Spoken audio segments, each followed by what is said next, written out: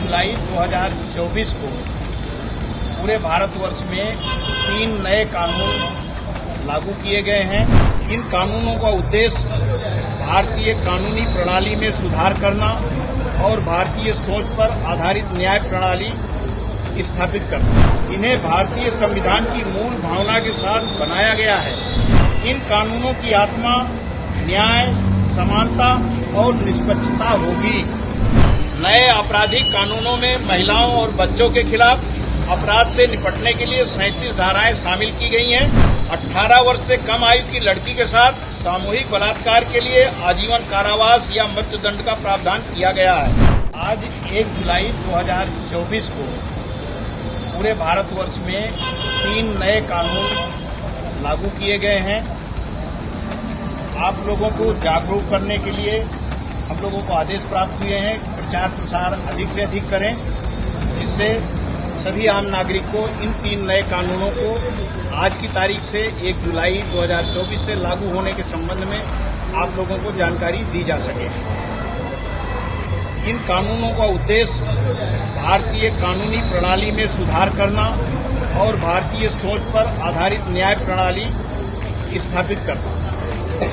नए आपराधिक कानून लोगों को औपनिवेशिक मानसिकता और उसके प्रतीकों से मुक्त करेंगे और हमारे मन को भी उपनिवेशवाद से मुक्त करेंगे।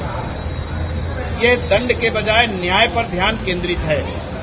सबके साथ समान व्यवहार मुख्य विषय है। ये कानून भारतीय न्याय संहिता की वास्तविक भावना को प्रकट करते हैं। इन्हें भारतीय संविधान की मूल भावना के साथ बनाया गया है। ये कानून व्यक्तिगत अभिव्यक्ति की स्वतंत्रता की गारंटी देते हैं। ये मानव अधिकारों के मूल्यों के अनुरूप हैं। ये पीड़ित केंद्रित न्याय सुनिश्चित करेंगे। इन कानूनों की आत्मा न्याय, समानता और निष्पक्षता होगी। धारा 61 डिजिटल रिकॉर्ड की स्वीकार्यता में समानता दी गई है। धारा 62 और धारा 63 इलेक्ट्रॉनिक रिकॉर्ड की स्वीकार्यता दी गई है।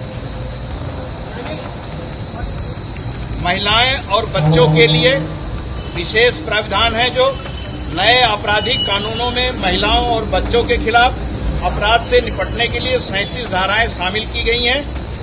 महिलाओं और बच्चों के खिलाफ अपराधों को पीड़ित और अपराधी दोनों के संदर्भ में लिंग तटस्थ बनाया गया है, जो धारा 2 BNS में वर्णित है। 18 वर्ष से कम आयु की लड़की के साथ सामूहिक बलात्कार के लिए आजीवन कारावास या मृत्युदंड का प्रावधान किया गया है, जो धारा 70 BNS में वर्णित है। झूठे वादे या छद्म पहचान के आधार पर यौन शोषण करना अब आपराधिक कृत्य माना जाएगा। धारा 69 BNS में वर्णित है।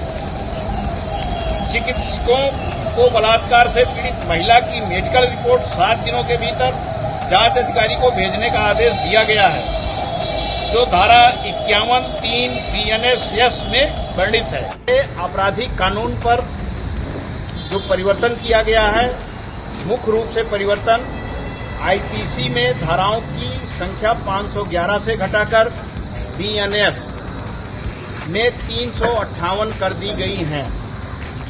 20 नए अध्याय जोड़े गए हैं। कई अपराधों में अनिवार्य न्यूनतम सजा का प्रावधान किया गया है। 6 छोटे अपराधों के लिए सामुदायिक सेवा का प्रावधान किया गया है। कई अपराधों में जुर्माना बढ़ाया गया है। कई अपराधों में सजा की अवधि बढ़ाई गई है। महिलाओं के संबंध में महिलाओं और बच्चों के खिलाफ अपराधों में एक अध्याय में समेकित किया गया है। धारा 69 झूठे वादों पर यौन संबंध बनाने पर सख्त सजा का प्रावधान किया गया है। धारा 70(2) में सामूहिक बलात्कार की सजा में मृत्युदंड का प्रावधान किया गया है। ये सब मुख्य संशोधन हैं जो आज लागू किए जा रहे हैं। ये रात 12:05 से 12 बजे से रात से लागू हो गए हैं। नागरिक सुरक्षा, इस इसमें जो मुख्य परिवर्तन है, सीआरपीसी की धाराओं में 484 से बढ़ाकर बीएनएस में 531 की गई हैं। 177 धाराओं को प्रतिस्थापित किया गया है। 9 नई धाराएं जोड़ी गई हैं। 14 धाराएं निरस्त की गई हैं। इसमें कुछ विशेषताएं हैं। जांच में प्रौद्योगिकी के उपयोग को बढ़ावा दिया गया है। मजिस्ट्रेट द्वारा जुर्मानों में वृद्धि की गई है। एफआईआर प्रक्रियाओं और पीड़ितों की सुरक्षा को सुव्यवस्थित किया गया है। धारा 173 जीरो एफआईआर और ई एफआईआर का प्रावधान किया गया है। धारा 176 एक खा ये कानून ऑडियो वीडियो के माध्यम से पीड़ित के बयान रिकॉर्डिंग का अधिकार देता है।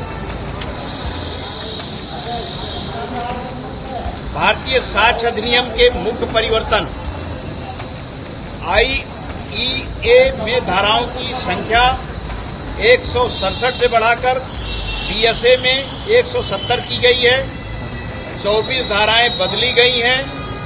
2 नई धाराएं जोड़ी गई हैं। 6 धाराएं निरस्त की गई हैं। इसकी कुछ विशेषता है। इलेक्ट्रॉनिक डिजिटल रिकॉर्ड को साक्ष्य के रूप में मान्यता देता है। डिजिटल साक्ष्य प्रामाणिकता के लिए रूपरेखा प्रदान करता है।